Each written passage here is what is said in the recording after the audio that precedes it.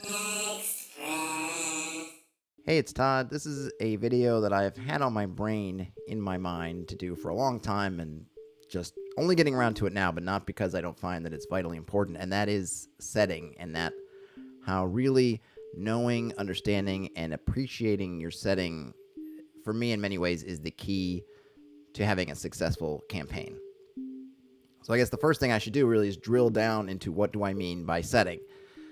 I think it's a word we all appreciate and understand. If somebody says, hey, where's your campaign set? What game are you running? And you say, oh, I'm running a game in Forgotten Realms or in Faerun. Bam, that's the setting. And we say, oh, it's a game that takes place in Lankmar. Boom, we understand what it is. Same thing if you were to say in the world of Conan, right? Or the world of Arthurian England. These are all settings, and when you say that, immediately in the minds of whoever you say this to, it evokes an image of many things about what it means to play a game in that setting. It becomes more vital to really appreciate your own setting when you're dealing with homebrew. Not that it isn't vital in those other senses, and not that it isn't vital in terms of playing in an established setting, but there are definitely extra challenges when playing in your own setting, or conversely, when really switching up a setting to fit the kind of game you want to run. So when we say to someone, hey, we're playing a game in Forgotten Realms, what does that mean? First, you say, okay, well, there's the genre, which is it's a fantasy game, right? Faerun is right now the vanilla setting for D&D out of the box. Okay, so it's fantasy. And what do we know about implicitly through the rules or explicitly through what they've told us about Faerun? It's high magic, very cosmopolitan in terms of all the intelligent species that are running around. It's I would say, low fantasy. There's no one big bad evil, right? There's, say, something like Lord of the Rings, I would consider high fantasy. And again, maybe my definition of these is slightly different than yours. That's okay. I think of high fantasy as there's in sort of a one overall, say, evil force and one overall good force, and they're sort of head to head. I think Lord of the Rings is high fantasy. Thomas Covenant with I forget the name of the evil force in that one. I think of as high fantasy. I think of something like Game of Thrones or something with lots of different forces at work. Maybe I'll put more in, I don't know, high and low fantasy, if we would call it low fantasy. But Faerun, there's not, even though, yes, there can be a big bad for a particular campaign, we're not looking at, say, Asmodeus as the big bad overall, the big bads, right? Sauron, and of course Morgoth behind him if you go back in time. But if you're playing in the Third Age, Sauron is basically the big bad, and everything else pretty much stems from him. I know there are exceptions, but stems from them. Whereas in Faerun and D&D, it could be, you could be fighting against Orcus on the one hand. There, a Tiamat could show up. Any number of big bads can show up that aren't under one umbrella big bad. So that would be another thing. Cosmopolitan species, right? You might have, elves, dwarves, dragonborn, Aarakocra, turtles, any kind of, right? All these different species are all interacting, and they're all coming together, and the bar, any given village could be the bar scene from Star Wars Cantina, right? Or it's just all kinds of races interacting. If you go and say, well, okay, we're going to do it in Conan, the world of Conan, Hyboria, and all those places. Now we're looking at a very human-centric campaign. Low magic. Magic is weird. Yes, there are people who use it, but it's something that isn't everywhere. Things like magic items, I think, tend to be fairly rare. It's definitely a more grounded type of fantasy than Forgotten Realms. There aren't a lot of races. I think you run into them. There are, ape things, kind of large, giant apes that can show up, and I don't think they're really seen as intelligent, more animalistic. Every once in a while, you run into a weird outsider, like in that, was it Tower of the Elephant story? But basically, talking about now a human campaign, probably society, there would be fairly to very xenophobic if, say, an elf or a dwarf magically showed up. I don't know if there are any stories where they even come into play, but, that's the kind of world that you're in. And then if we go to something like, say, Lord of the Rings, we're talking about it's somewhat cosmopolitan. We have, the elves, we have dwarves, we have the Ents. There are, creatures can't show up. Halflings, obviously, are there. I would say it's high fantasy. Conan would be low fantasy. I would say Forgotten Realms is low fantasy in that regard. High fantasy here, we have a one kind of big evil that we're dealing with all the time. Low magic. There are magic items show up, and definitely, you look at it, and there are in the stories there. There's the rings, obviously, but they show up in the story. But of course, they're known to be exceedingly rare. Mithril quasi magic. It's really more about the material and the craftsmanship. And I'm not trying to get into a whole sidetrack about kind of craft and if that's magic or not. And the same way with the elves, a lot of their stuff they don't really look at as magic. It's about their craft, but to other people it seems like magic. Gandalf throws a couple spells here and there, but he of course would be a super high level, demigod, and he's not exactly tossing fireballs, so very low magic. So I'm saying all of this and going through all these different settings to say that when you are trying to communicate a setting, and when you speak a setting that's established, it evokes in everyone's minds all these things about the setting that they intrinsically understand. If you say we're playing a Lord of the Rings type game, that gives people all this information. How much of it they understand at different levels you can argue about, but everyone's going to have a pretty clear idea of Lord of the Rings. Same thing with Faerun, same thing with Lankmar, if you've read the Fritz Leiber, Fafhrd and the Grey Mouser stories. All of these evoke these things, but it's not about the place, right? The place can be, the geography obviously is meaningful. Forgotten Realms has a map. You can look at it. Oh, here's Waterdeep. Oh, here's this other place. But it's really more fundamental than that. It's these things that I've been talking about. What is the genre? Okay, it's fantasy, but what are those subgenres? Is it high fantasy? Is it low fantasy?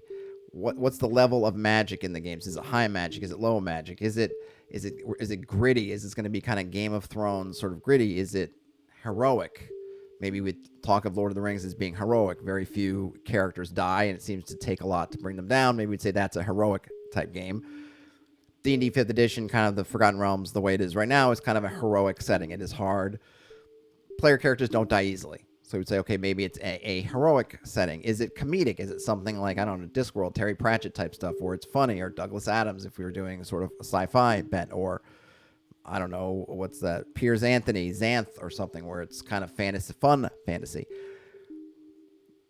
So I'm rattling off all this stuff, and I hope I haven't bored anybody too much, but there's a method to the madness, hopefully, which is that when you are establishing your own setting, you have to keep in mind and figure out all these different parts, elements of your game that you want. And you have to think about them, because there's a quote from Gygax somewhere, and I can never refound it. I found it once, where he's talking about basically of the things that you should look to defend or preserve in your table, right? So you're running a game, and there's things that you want to kind of keep, what is fundamental about your game. And I think rules and mechanics were basically at the bottom of the list. If anything comes, you just change or kill rules, do whatever you want with rules. The one that came at the top of the list was setting. And I've been thinking about that in my brain, and I've been thinking about it, and I can't find the original quotes. Somebody could find it. That would be great. Post in the comments somewhere. Throw it to me on Twitter, Facebook, wherever. And I don't know what he meant by setting. And I don't know the context. I never got to see the whole context of the quote, or if it was pulled out of something else, so I may have it all wrong. But it really stuck with me, because I really agree that I think that is the fundamental thing about your table, about your game you're running, is this concept of setting and what it is, what is your setting, and what that means. And before you can talk about what having a setting does for you, what it's like, what it allows you to do, what it enables for you, all these things that are going to help you when you have and establish a setting, you have to know what your setting is. And not only do you have to know it, but part of the thing is going to be, you have to be able to communicate it. You have to tell players. If someone's coming to your table and you say, hey, I'm running a homebrew game. Oh, what kind of game is it? Well, it's a fantasy game. We're playing D&D. Okay, fantasy game, right? You want to be able to rattle off to them, oh, okay, this is a high magic, low fantasy, comedic, heroic adventure. And then we can go into more details if you want, but that's the high level picture of it. Saying all that, now I have a pretty good idea of how you're going to run your game. I don't know everything. I don't know all your house rules and everything else, but I know the type of adventures we're going to be going on. I know the kind of tone it's going to be. I know that it's, the kind of a lot of what the thematically the content is going to be like. That tells me a lot. In a sense, what we're developing when you're coming up with this is coming up with what's called an elevator pitch. If you've ever been in screenwriting or different things where you have to, it's a big thing in screenwriting and in the film industry. The idea is that if you ran into a producer and you caught them in the elevator, and you only have from, say, the first floor to the 15th floor, and you want to desperately give them this idea that you're working on, so hopefully they buy it or finance it or whatever, you have that 15, 30 seconds to do it. So what can you say about your setting, or in this case, what can you say about what you're working on in 30 seconds to hook them to want to be involved? And it's the same thing here. If you run into somebody at a game shop and you're exchanging cards or phone numbers or email, and they're interested in maybe playing your game, what can you say about your game in the 30 seconds before, say, you walk them out the door and then you split different ways to go to your cars or go to the subway or whatever? How would you lay out what your game is so that they really understand it, so then they have a more or less informed view of it, right? That elevator pitch. So coming up with your elevator pitch for your setting, I think it's a big deal. And the reason why I think it's a big deal is that, going back to that quote of Gygax that I can't find, is it really informs all your decisions. If your players are working on something, and everyone likes to talk about rule of cool and all this stuff and when to use it, when not to do it, I think really this becomes your cipher. It becomes your lens that you look through to determine whether you should do something or not, whether it's allowing homebrew or different class race combinations or rule of cool type stuff, right? So you're playing a really gritty, you're talking kind of Game of Thrones-esque low fan, and someone wants to make like a human catapult using these cantrips and some other things and maybe tweaking some readings, and it seems like fun. But do you think to yourself, would George R.R. Martin have this in Game of Thrones? No, he wouldn't, right? It doesn't fit. So you can say to someone, and they should understand if you've communicated everything, that, hey, this is not that kind of game. It's great, it's funny, but I don't want that. That just doesn't fit, right? That, I think, is the big thing, because your setting is going to be what is everyone's bought into. You're trying to get a game going. You're telling everybody, hey, we're going to play this game. What is this game like? Everybody buys into that game. So your setting is kind of that buy-in. What is the concept that everybody has bought into when they're sitting down at the table? It's that thing that you've made, this setting. Then it becomes very easy, and hopefully should be understandable to everyone, what things fit or don't fit, because you all have this buy-in. Hey, you guys sat down and wanted to play a gritty game. If now you're trying to turn it into Monty Python and the Holy Grail, then we need to stop and talk about it, because that doesn't fit in the gritty game we're playing. And that makes it, to me, it makes it easy. I see so many posts thinking, should I allow this or should I not allow this, or does this? And the really it comes down to is, well, what kind of game are you playing? If you're playing the kind of game where that would fit in, then you should allow it. If you're playing the kind of game that it doesn't fit, then you shouldn't allow it. But you need to know the game you're playing. And I think oftentimes we start a game, we don't know exactly. We're kind of feeling it out. We haven't made decisions yet. We're kind of winging it in that way, or we haven't got it settled, or we don't even know the kind of questions to ask ourselves to get to the game that we want. So this kind of video is really all about prompting you as a GM to sit down and figure out what your game is. What is your setting?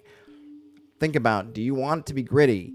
Do you want it to be heroic? And these don't all have to be opposites, right? You can be gritty and heroic, but it's going to be in a, they're going to affect each other, because heroic might mean that your players are survivable and they can achieve.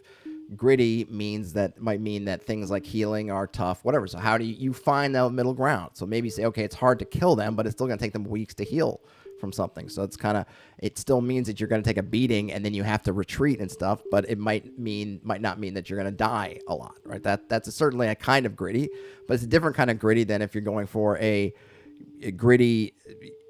Basically, your PCs are starting off as no better than peasants. They're not special in any way, so that people are just going to die like flies, and eventually you will get somebody who survives, right? That's a different kind of gritty.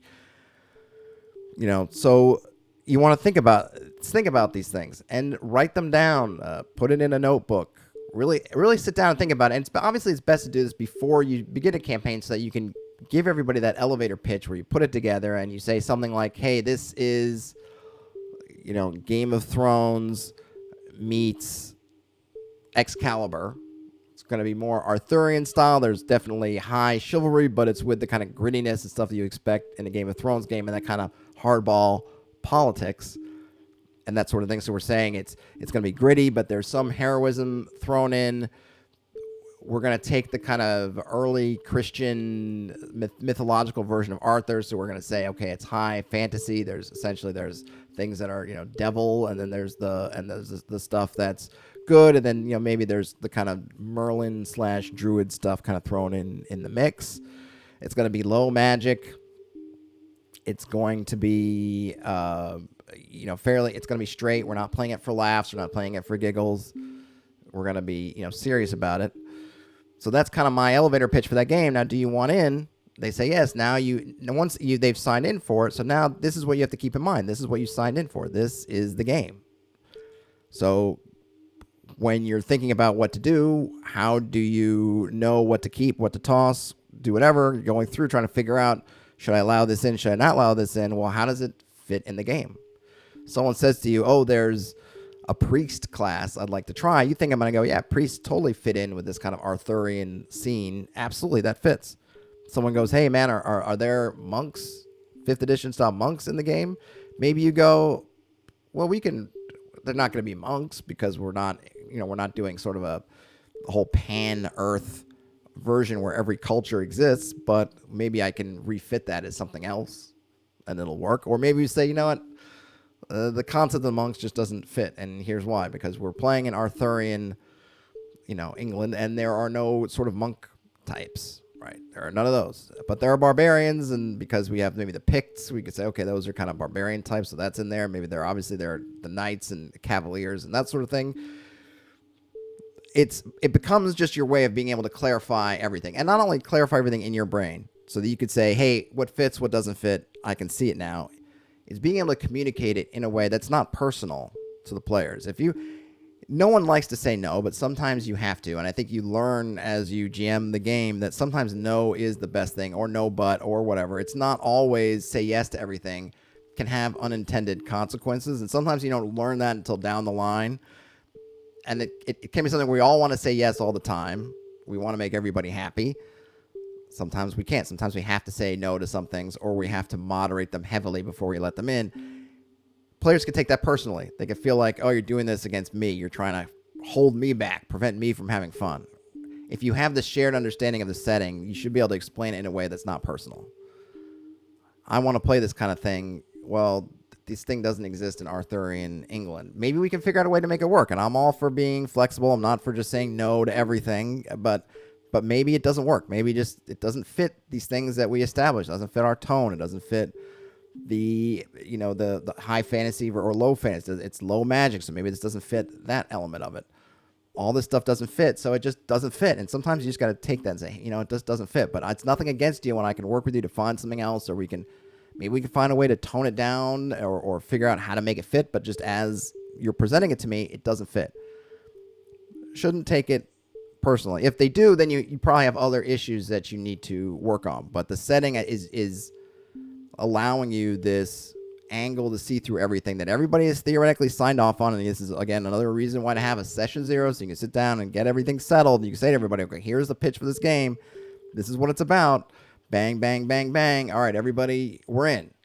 And if some people raise their hands, then we can clarify things. We can maybe change things a little bit. And then once you're in, and you can go back to that kind of like a contract and say, hey, this is what we all signed up for. If we are finished with it, if it's gotten old, and look, sometimes, yeah, given setting gets old. Sometimes a gritty campaign can just wear you down, and eventually you get to a point you're like, man, this grind is just too much for me. But then right? Then you can sit down and say, okay, let's put this game on hold. Let's go start another campaign. Let's do something. But we have a language, we have this object, which is that setting that we can all talk about in a way and communicate to each other to get things done. Because when you don't have it, you end up just fumbling around.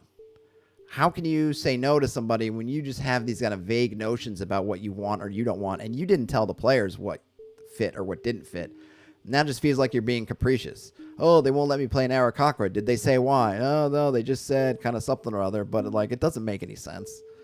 Because nobody knows what you're talking about and you may not have even a good sense of what is holding you back. Like, it's just like a vague, I just don't kind of like it. Well, why, right? Part of becoming the setting is asking yourself all these questions and figuring out what is it that you really want. How do you want this game to go? Writing it down and communicating it. And you set that up and you'll have it, and it really becomes the bedrock. Everything is going to fit on top of that.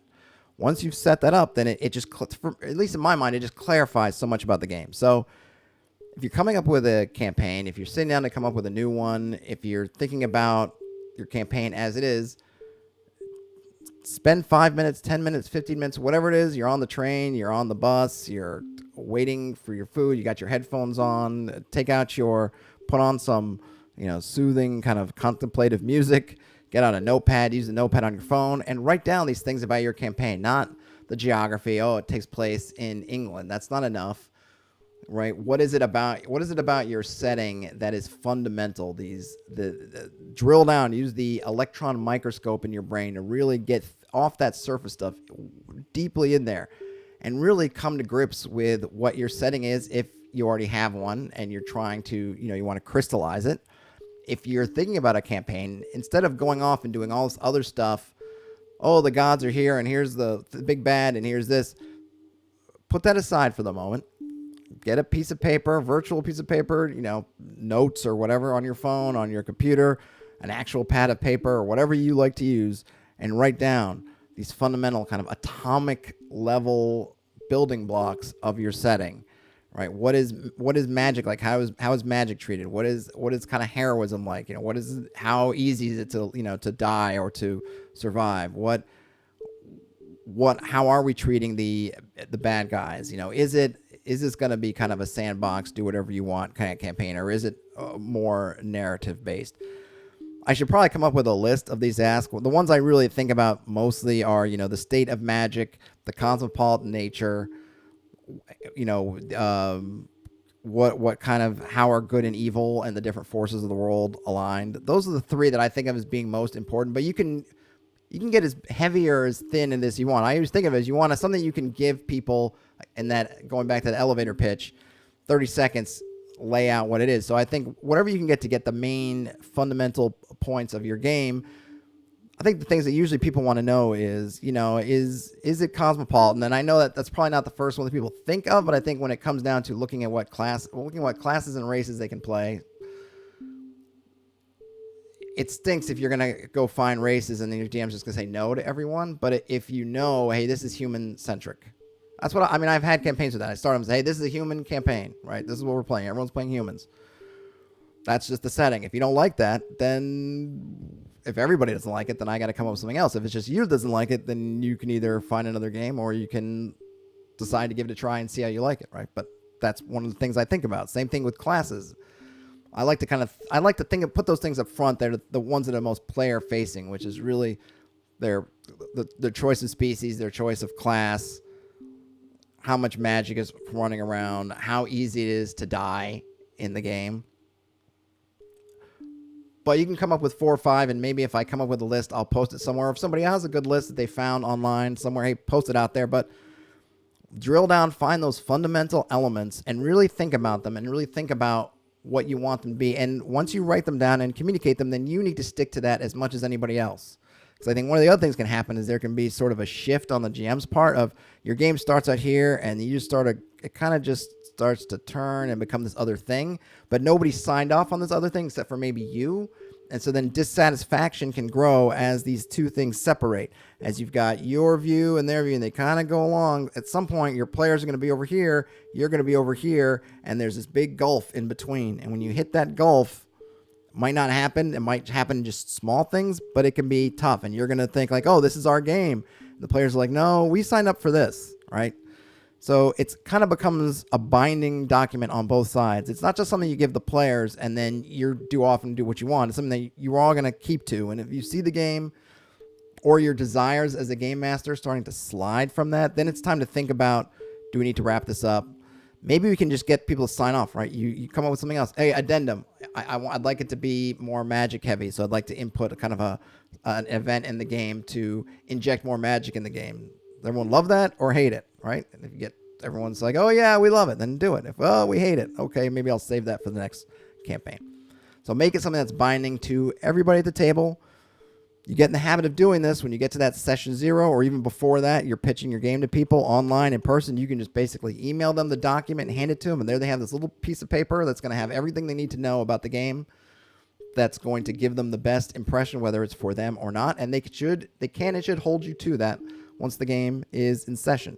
So I hope through this whole rambling bit about coming up with your setting, that it's given you an impulse to go in there and really think about either a game you're going to run and what setting you want to use for it, or thinking about a game you do run and really nail down your setting. I hope I've given you reasons why coming up with your setting is important. If you have other things that have come up about your setting that you feel like I didn't talk about but they're important, please let me know. The Twitter and Facebook stuff is along the top here, or you can hit me up in the comments. But I hope this was a useful video. It's been on my mind a lot, so I'm glad to finally get it off my chest. I'm recording this on Valentine's Day, so happy Valentine's, everybody. And I'll talk to you later.